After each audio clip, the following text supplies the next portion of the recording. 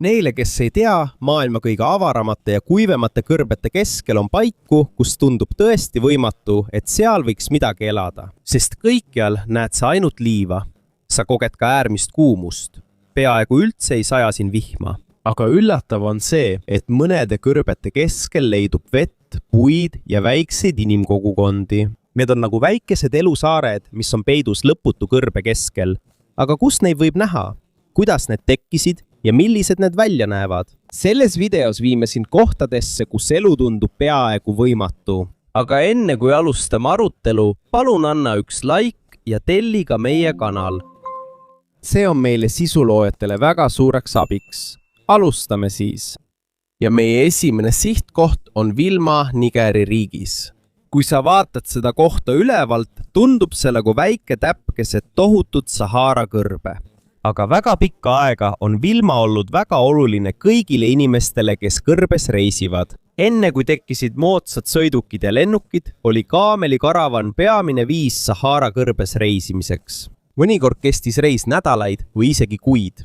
Ja kõrbe äärmise kuumuse tõttu võib üks vale suund olla inimesele surmav. Seetõttu olid oaasid tol ajal väga olulised. Oaas on koht kõrbes, kus on vett. Ja kui on vett, tekivad sinna puud, taimed, loomad ja inimesed. Vilmas ei ole ainult vett. See koht on tuntud ka soola poolest. UNESCO ja mõnede Sahara kaubateid käsitlevate ajalooliste allikate kohaselt oli Vilma üks soolakaubanduse keskusi Aafrikas väga pikka aega. Vanal ajal oli sool väga väärtuslik. See ei olnud ainult maitseaine. Soola kasutati ka toidu säilitamiseks enne külmkappide leiutamist. Seetõttu oli mõnes kohas sool peaaegu sama väärtuslik kui kuld.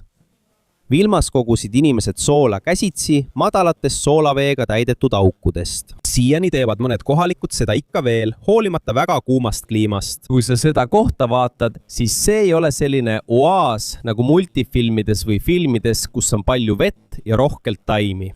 See näeb välja lihtsam ja karmim. Seal on palmipuud, kaevud ja soolaaugud ja selle ümber on jälle ainult liiv ja kõrged luited. Aga isegi nii võimaldas see siiski rännata läbi ühe Sahara kõrbe kõige ohtlikuma osa. Kui selliseid oaasid nagu Vilma poleks olnud, poleks paljud vanad kaubateed Aafrikas võib-olla kunagi tekkinud. Kuid mitte ainult Aafrikas pole selliseid erilisi paiku.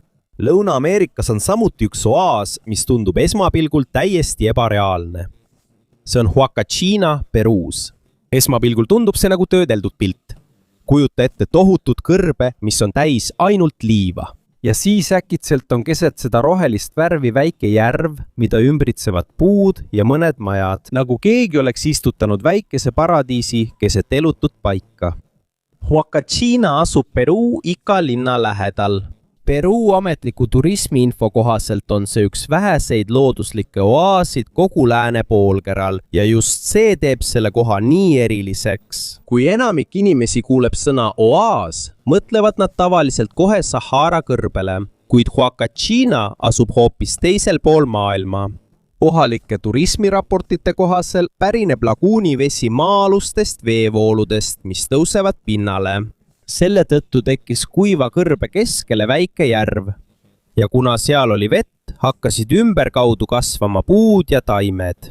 Kui sa seda kaugelt vaatad, on erinevus väga selgelt näha. Ühel pool on ainult kuiv liiv, teisel pool on vesi ja rohelised puud. See on nagu kaks täiesti erinevat maailma, mis äkki kokku said. Nüüd on Huacachina kuulus turismisihtkoht. Paljud tulevad siia, et liivalauaga sõita tüünipagiga või lihtsalt ise näha oaasi keset kõrbe. Aga varem oli see koht veelgi olulisem, sest see pakkus vett ja puhkepaika inimestele, kes liikusid läbi raske maastiku. Ja sellest ei saanud kasu ainult inimesed. Peruu turismiameti ametliku teabe kohaselt peatuvad siin ajutiselt ka rändlinnud. See tähendab, et see pole lihtsalt ilus vaatepilt. See on ka väike elupaik keset äärmist kuumust ja kuiva keskkonda. Ja see ongi kõige hämmastavam asi oaaside juures. Kohas, kus elu on peaaegu võimatu, ilmub äkitselt vesi ja kui on vesi, järgneb ka elu. Lähme nüüd edasi Egiptusesse. Enamik inimesi, kui mainitakse Egiptust, mõtleb kohe püramiididele ja Niiluse jõele. Kuid need kuulsad kohad on siit kaugel. On kõrbeosasid, mis tunduvad nagu omaette maailmad. Üks neist on Karga oaas. kui vaatad Egiptuse kaarti, näed, et seda ümbritseb tohutult lai kuiv kõrb. Aga selle tugeva kuumuse keskel on pikk maa-ala, kus on vett, puid, põlde ja väikesi kogukondi. See ei ole lihtsalt tavaline oaas, kus on üks kaev ja mõned puud. See ala näeb välja nagu pikk roheline joon keset kõrbe. Britannica ja mõnede Egiptuse ajalooliste allikate kohaselt on see riigi suurim oaas. See ulatub üle 100 miili põhjast lõunasse. Vanal ajal oli see koht väga tähtis, sest see oli kõrbe ületavate kaaravanide peatuspaik. Sahara ja Egiptuse lääne kõrbe tohutu suuruse tõttu oli reisimine tol ajal väga raske. Polnud GPS-i ega kaasaegseid sõidukeid. Kui sul saab kõrbes vesi otsa, siis pole peaaegu mingit lootust. Seetõttu olid sellised oaasid nagu karga rändurite jaoks nagu päästerõngas. Siin nad puhkasid. Siit said nad vett ja siin vahetasid nad ka kaupu. UNESCO andmetel oli see paik varem oluline osa kaubateedest, mis ühendasid Põhja-Aafrikat ja mõningaid Kesk-Aafrika osi. Lihtsamalt öeldes oli see koht kaubandusteeks väga pikka aega. Kuid siia ei jäänud ainult kaubandus. See paik on ka ajaloost tulvilt. Arheoloogide sõnul on Kargas inimesi elanud juba eelajaloolistest aegadest peale. Juba enne kaasaegsete linnade ja riikide teket oli oaasi ümbruses vanu templeid, Rooma asulaid ja iidseid matmispaiku. Üks tuntumaid siia ehitatud rajatisi on Hibise tempel, mis on seotud Pärsia valitseja Darius I ajaga.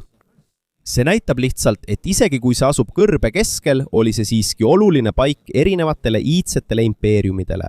Ja on veel üks üllatav detail Karga kohta. Mõnede teaduslike uuringute ja UNESCO raportite kohaselt on võimalik, et kauges minevikus oli see piirkond märjem ja rohelisem kui praegu. On olemas tõendeid, mis viitavad sellele, et Egiptuse lääne kõrbe mõnes osas oli kunagi suuri järvi. See tähendab, et piirkond, mis on praegu täis liiva, võis 1000 aastate eest olla palju veerikkam ja taimestiku rohkem. Siiani on Karga oaasis elu alles. Seal kasvatatakse tatleid, oliive, misu ja erinevaid köögivilju. Ja tänu sügavatele kaevudele ja niisutussüsteemidele jätkub põllumajandus ka siis, kui ümberringi on kuiv kõrb. Lihtsamalt öeldes täidab oaas endiselt oma tõelist ülesannet. See annab elu paigale, kus elamine peaks olema peaaegu võimatu. Nüüd liigume edasi Siva oaasi juurde. See asub Egiptuse ja Liibüa piiri lähedal.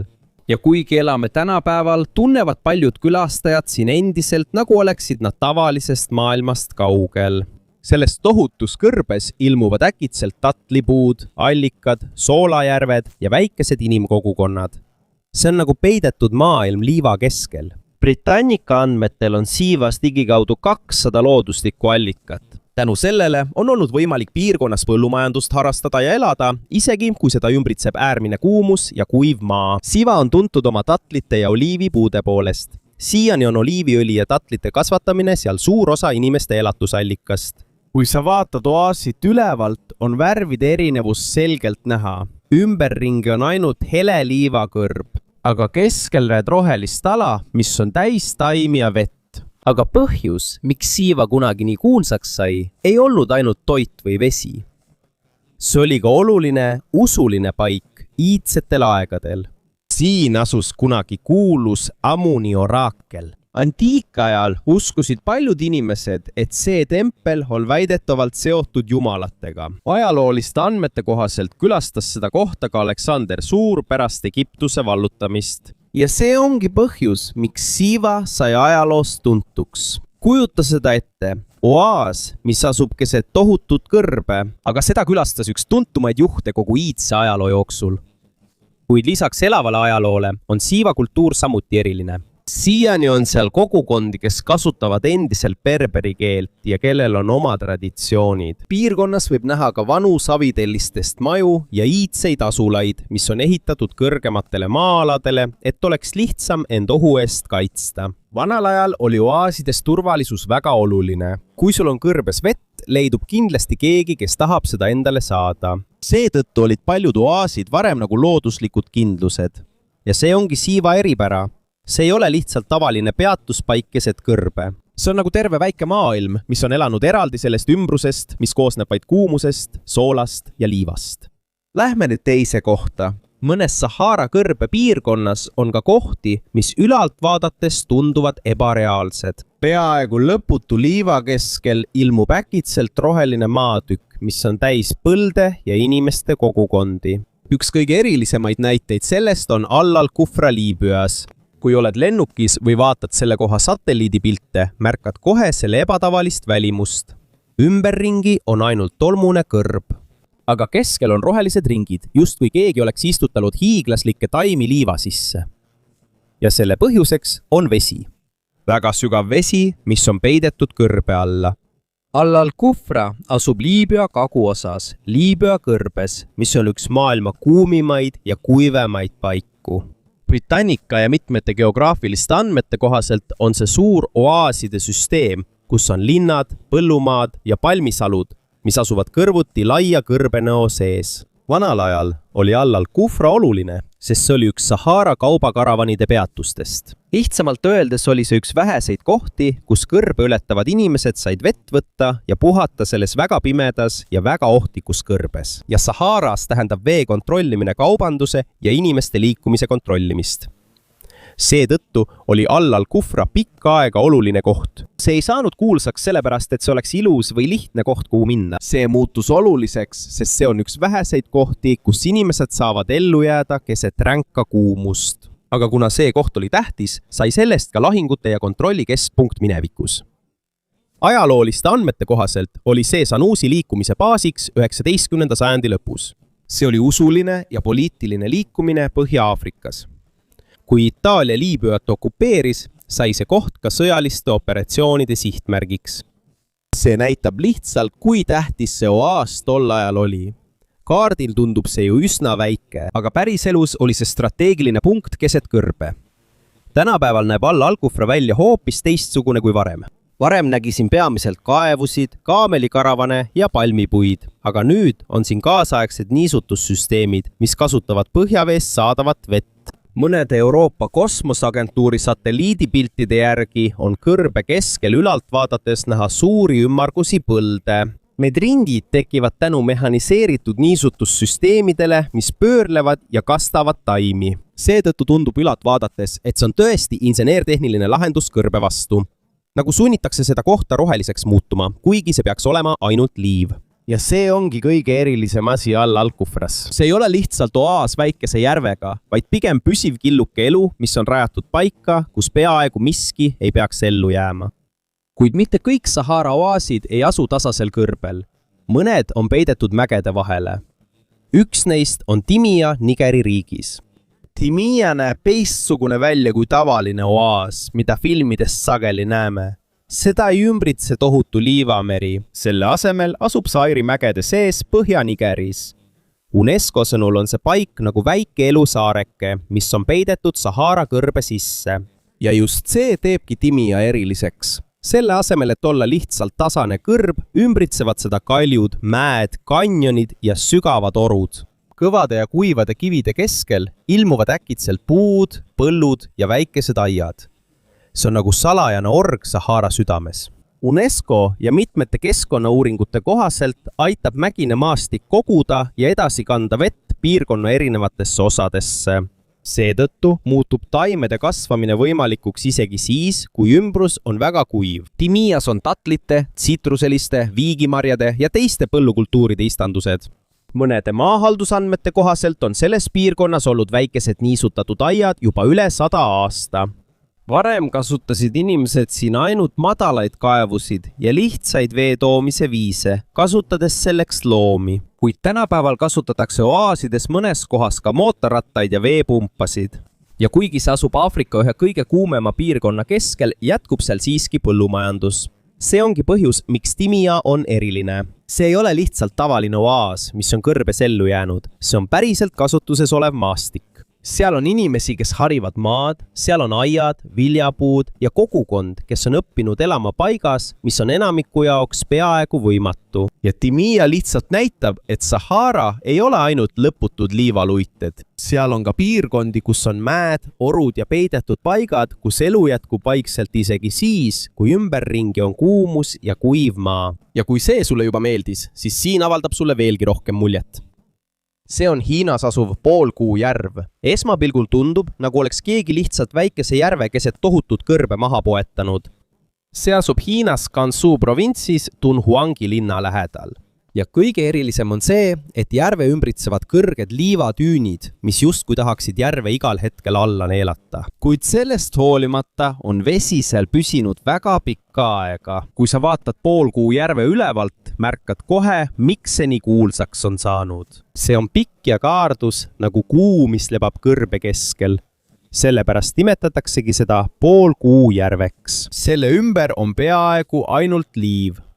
Ei ole mingit järk-järgulist üleminekut kõrbest metsa. Äkitselt on keset kuumust ja tolmu vesi. Ning just see ongi põhjus, miks see esimesel vaatamisel tundub ebareaalne. Kuid see koht ei ole tähtis ainult oma ilu tõttu. Vanaajal oli Dunhuangi piirkond siiditee oluline osa. Ajalooliste allikate ja UNESCO andmete kohaselt oli see üks peamisi peatuskohti kaupmeestele ja ränduritele, kes reisisid Hiina, Kesk-Aasia ja Lähis-Ida vahel. Kujuta seda endale ette. Pärast seda, kui oled ületanud tohutu kõrbe, ilmub äkitselt oaas, kus on vett ja puhkekoht. Seetõttu oli Crescent Lake ja kogu Dunhuangi oaasiala paljudele tolleaegsetele ränduritele väga oluline. See ei olnud lihtsalt ilus vaatepilt. See oli ellujäämise osa. Paljude sajandite jooksul oli see paika kultuuri, religiooni ja kaubanduse keskuseks. Selle ümber tekkisid templid, kaaravanideed ja kogukonnad. Ja isegi kui järve ümbritses liikuv liiv, jäi see siiski alles. Seetõttu oli vanasti mõned uskumused, et liiv ei kata järve kunagi kinni ja see ei kuiva kunagi ära. Kuid tänapäeval hakkas olukord muutuma. Mõnede teaduslike uuringute kohaselt on poolkuu järve veetase langenud põhjavee taseme languse ja piirkonna vee kasutamise tõttu. See tähendab, et isegi oaasid, mis tunduvad ajas muutumatuna, võivad siiski mõjutatud saada. Ja see näitab lihtsalt, kui oluline on vesi kõrbes. Kui vesi kaob, võib kaduda ka kogu oaas. Aga siiani on poolkuu järv endiselt üks maailma kõige erilisemaid oaasid, sest see ei ole lihtsalt tavaline järv kõrbes. See on nagu õhuke eluviirg, mis püüab ellu jääda, olles ümbritsetud liikuvast liivamerest. Lisaks sellele on olemas ka oaasid, mis ei seisne ainult vees, vaid ka inimeste eluviisis kõrbes. Lähme nüüd edasi Kadamesse Liibüas. See ei ole nagu teised oaasid, kus on ainult puud ja kaevud. Kadamis on nagu terve linn, mis on spetsiaalselt loodud ellujäämiseks äärmusliku kuumuse käes. See asub Liibüa, Tuneesia ja Alžeeria piiride lähedal. Selle ümbruses on näha kuiva kõrbe ja kiviseid Saharoosi, aga selle keskel on oaas ja vana linn, kus inimesed on juba ammu elanud. UNESCO ja Britannica andmetel on see üks vanimaid oaasilinnu Saharas. Vanal ajal oli see oluline Sahara ülestel kaubateedel. Siit läbisid varem karavanid, mis kandsid erinevaid tooteid Aafrikast Vahemere piirkondadesse. Seetõttu sai sellest kõrbe keskel kaubanduskeskus. Aga kõige muljetavaldavam Kadamises pole mitte ainult selle ajalugu, vaid see, kuidas kogu linn on ehitatud. Kui sa kõnnid Kadamise vanas osas, märkad kohe, et paljud tänavad on kitsad ja katusega. See tehti selleks, et inimesed ei oleks otsese päikese kuumuse käes. See on nagu iidne looduslik kliimaseade. Mõned majad on omavahel ühendatud, et kuumus pääseks vähem sisse. Üleval on ka terrasse, mida varem kasutati liikumiseks ja kogukonna erinevateks tegevusteks. Teisisõnu, iga linna osa on loodud selleks, et võidelda kõrbe kuumusega. See pole lihtsalt disain, see on tõeline ellujäämisstrateegia. UNESCO sõnul on linna oluline osa oaas ja seda ümbritsevad palmisalud. Need puud ei ole lihtsalt kaunistuseks, need aitavad pakkuda varju, toitu ja kaitset sellele piirkonnale. Ja just see teebki Kadamise eriliseks. See ei ole lihtsalt oaas, kus on vesi keset liiva. See on terve süsteem, kuidas ellu jääda ühes maailma kõige raskemas keskkonnas. Alates veest, arhitektuurist kuni inimeste liikumisviisini linnas, kõik on kohandatud Sahara äärmusliku kuumusega. Ja see näitab lihtsalt, et mõnikord ei seisne tõeline võitlus kõrbes ainult vee leidmises, vaid ka selles, kuidas õppida siin ellu jääma. Sellest hoolimata on kõrbes kõige olulisem asi mitte kuld, mitte kivid ega nafta, vaid vesi. Sest kui on vett, on ka elu. Ja Egiptuses on veel üks koht, mis tõestab, et isegi kõige kuivema maa keskel võib tekkida ilus paik. see on Takla oaas. ei, see ei ole väike oaas, kus on vaid üks kaev ja mõned puud. Takla on nagu pikk roheline vöö Egiptuse läänekõrbes. Selle ümber on maa täiesti kuiv, kuid oaasis sees on põllud, majad, iidsed varemed ja paigad, kus inimesed on juba ammu elanud. Arheoloogiliste uuringute kohaselt on Takla üks suurimaid oaase Niiluse orust läänes ja põhjus, miks see paik on ellu jäänud, on maa-alune vesi. See ei ole vesi suurest jõest, see pole ka vihmavesi. Seda nimetatakse fossiilseks põhjaveeks. See tähendab, et see on väga vana vesi, mis kogunes maa alla ajal, mil Sahara kliima oli veel niiskem. Lihtsamalt öeldes on kõrbe all justkui suur peidetud veehoidla.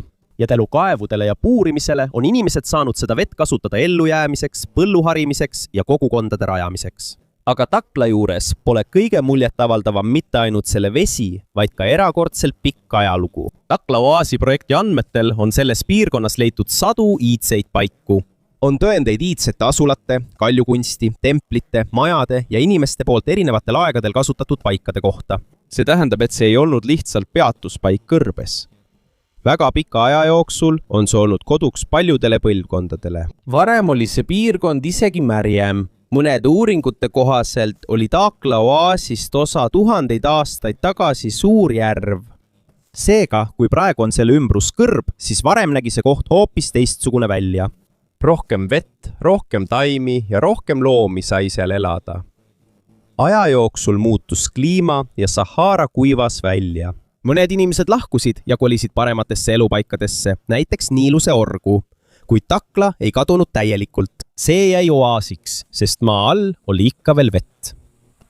Taklaal on veel üks põhjus, miks see on eriline. Siin ei olnud kunagi ainult tavaline elu. Siin olid templid, koolid, vanad dokumendid, majad ja tänavad, märgid sellest, et siin elas korralik kogukond. Mõnes oaasi osa leiti varemeid Rooma ajast. On vanu asulaid, mis näitavad, et see koht oli kunagi oluline piirkondlik keskus. Seega on vale arvata, et oaas on lihtsalt koht, kust vett juua. Taklas sai oaasist hariduse, religiooni, kaubanduse ja igapäeva elukeskus. See oli nagu väike tsivilisatsioon keset kõrbe. Ja see on põhjus, miks Takla on selles nimekirjas kõrgel kohal, sest see näitab oaaside olemust kõige suuremal moel. See ei ole ainult vesi, see ei ole ainult puud ega ainult põllud. See on pikk lugu inimesest, kliimast ja ellujäämisest. Aga kui Takla on nagu pikk elumaailm kõrbes, siis järgmine koht on nagu paik, mis on pärit teiselt planeedilt. See on Annamus Liibüas. Kui sa vaatad seda satelliidipildilt, siis sa ei arvaks kohe, et see on oaas. See näeb pigem välja nagu suur must laik keset kahvatud Sahara kõrbe ja selle põhjuseks on vulkaan.